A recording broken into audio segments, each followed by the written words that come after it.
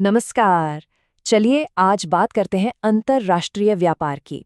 ये एक ऐसा अदृश्य नेटवर्क है, एक ऐसा जाल है जो हमारी रोजमर्रा की जिंदगी के लगभग हर हिस्से को छूता है। सोचने वाली बात है ना? और इसका जवाब एक ऐसे ग्लोबल सिस्टम में छिपा है जो तय करता है कि हम क्या खाते, पहनते हैं और कैसे जीते हैं।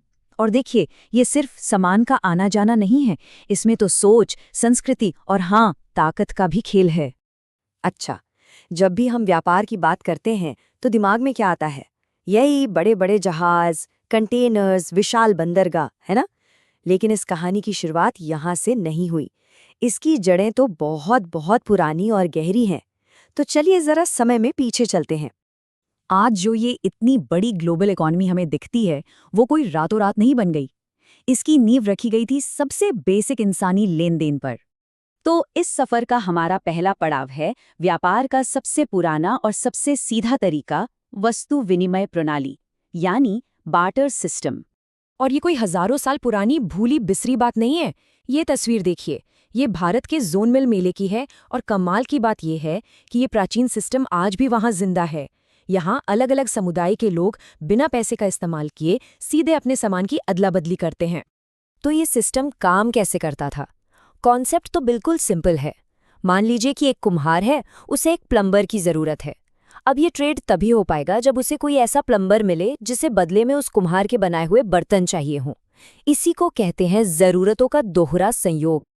और यहीं पर तो असली मुश्किल थी। ऐसा दोहरा संयोग मिलना हमेशा आसान कहाँ होता है। ये बार्टर सिस्टम की सबसे बड़ी कमी थी। और इसी एक मुश्किल ने व्यापार की दुनिया में एक नए और बड़े आविष्कार को जन्म दिया।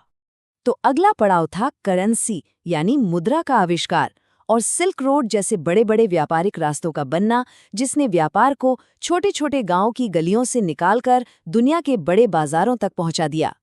तो बार्टर सिस्टम की मुश्किलों से निपटने के लिए लोगों ने ऐसी चीजों का इस्तेमाल करना शुरू किया जिनकी अपनी एक कीमत थी, जैसे कि नमक या कोई खास तरह की सीपियां। फिर धीरे धीरे आए सिक्के और फिर कागज के नोट, और बस लेन देन एकदम आसान हो गया। इससे जुड़ी एक मजेदार बात है। हम जो शब्द इस्तेमाल करते हैं सैलरी, वो लैटिन के सैलरियम से आया है। और इसका मतलब पता है क्या था? नमक से होने वाला पेमेंट।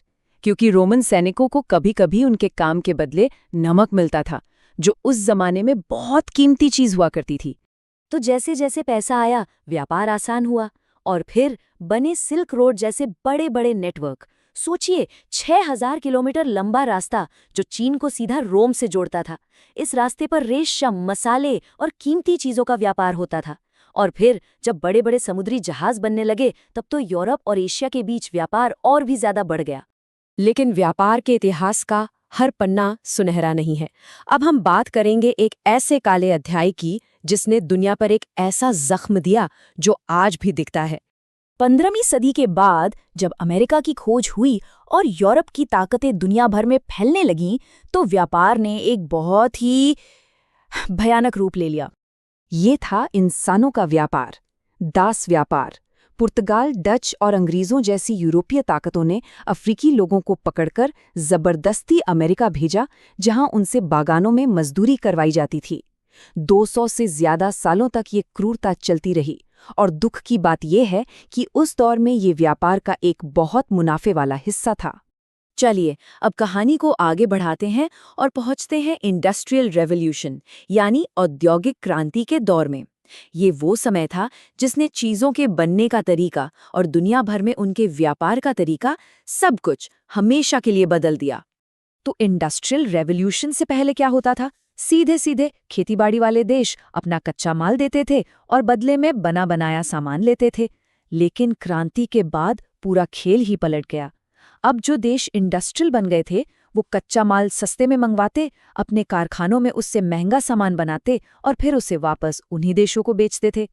फिर आए 2 वर्ल्ड वॉर और इनकी तबाही ने दुनिया को एक बात सिखाई कि अगर देश एक दूसरे से व्यापार करेंगे तो शायद लड़ाई झगड़े कम होंगे। और इसी सोच के साथ बना 1948 में गैट, जिसका सीधा सा मकसद था कि देशों के बीच व्यापार पर जो टैक्स और रुकावटें हैं उन्हें कम किया जाए। और इसी गैट से आगे चलकर बना आज का वर्ल्ड ट्रेड ऑर्गेनाइजेशन, यानी WTO। अब कहने को तो इसका काम है दुनिया भर में व्यापार के नियम बनाना, लेकिन सच तो ये है कि एक अखाड़ा भी है जहां बड़े बड़े देश अपने फायदे के लिए जोर आजमाइश करते रहते हैं। आजकल के व्यापारिक झगड़ों को समझने के लिए एक शब्द समझना बहुत जरूरी है, डंपिंग। डंपिंग का मतलब क्या है? सीधा सा मतलब है जब कोई देश अपना सामान दूसरे देश में अपनी लागत से भी कम दाम पर बेचता है।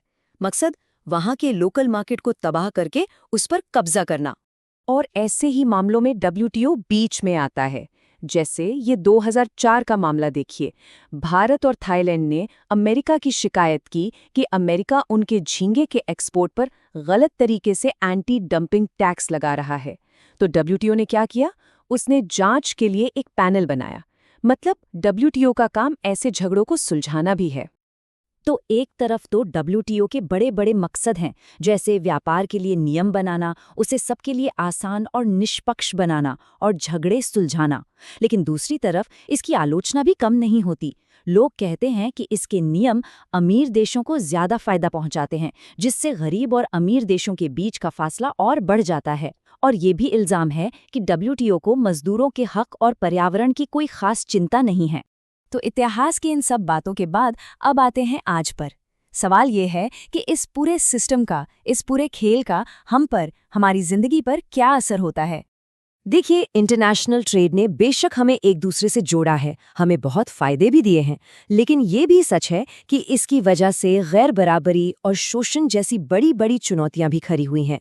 तो आने वाले वक्त का सबसे बड़ा सवाल यही है कि ये बैलेंस कैसे बने, एक ऐसा ट्रेड सिस्टम कैसे बने जो सिर्फ मुनाफा ही न देखे बल्कि इंसानों और हमारी इस धरती की भी फिक्र करे। ये एक ऐसा सवाल है जिसका जवाब हम सबको मिलकर ढूंढना है।